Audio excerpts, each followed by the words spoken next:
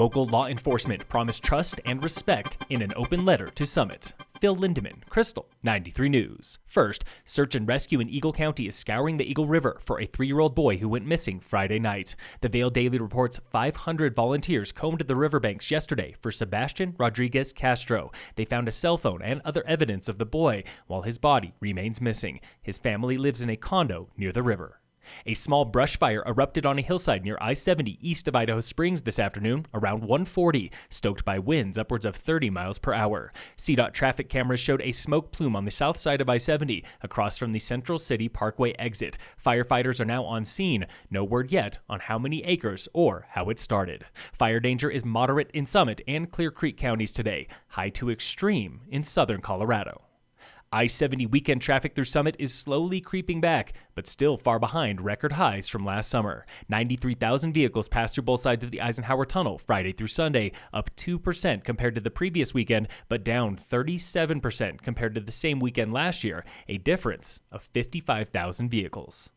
Colorado and other Western Plains states were racked by a rare storm Saturday, known as a derecho. The folks of Storm Shield app explain. Derecho is a widespread, fast-moving windstorm with winds of 58 miles an hour or stronger, leaving a wide swath of damage of at least 240 miles. Saturday's storm stretched from Utah to North Dakota and could be the first ever recorded west of the Rockies. They typically form during warmer months, from April to August, and they're most common in the plains in the Midwest. It brought winds up to 110 miles per hour to Winter Park and topped out in Summit at 90 miles per hour at Copper. CBS 4 reports at least 2 people were injured, including a man impaled when he shielded his daughter from a falling tree in southwest Denver. He is now in the hospital.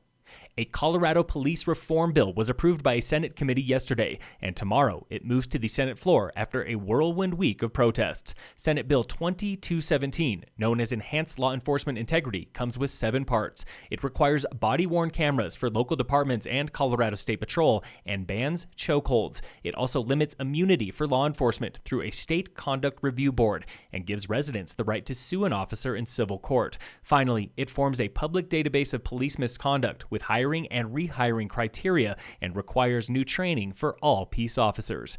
In Washington, D.C., Democrats this morning introduced a similar federal bill.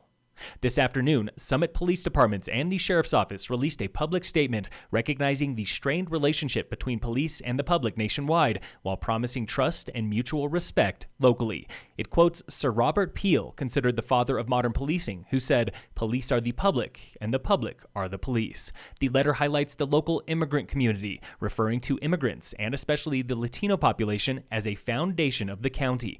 Latinos are 22% of our year-round population, the largest local minority. The law enforcement letter also promises to protect constitutional rights, including peaceful assembly. Local demonstrators say it is not enough to simply protest. First comes education. Evan Harris, co-organizer of the March for Solidarity in Breck. There is so much self-educating that you can do, and also amplifying voices and people of color who have been doing this work forever. Harris points to podcasts like the 1619 podcast, tracing slavery through the centuries. It is a really great educational unlearning of certain history. Harris and another organizer, Thomas Fernandez Nielsen, also recommend following minority voices on social media, a simple way, they say, to diversify your feed. Then bring that knowledge back to Summit. Let's look a little bit deeper into our community and see what is going on. And if you have something to say, raise your voice. Remember that silence is violence. If you see something, say something about it. Don't just be about it. Several locals are launching a series of solidarity talks starting June 17th at Red Buffalo Cafe in Silverthorne. In sports, another day, another attempt at pro baseball. The MLB today sent a new proposal to the Players Union for a 76-game season starting in July, ending September 27th before a month-long postseason. Players promptly responded, calling it worse than past proposals.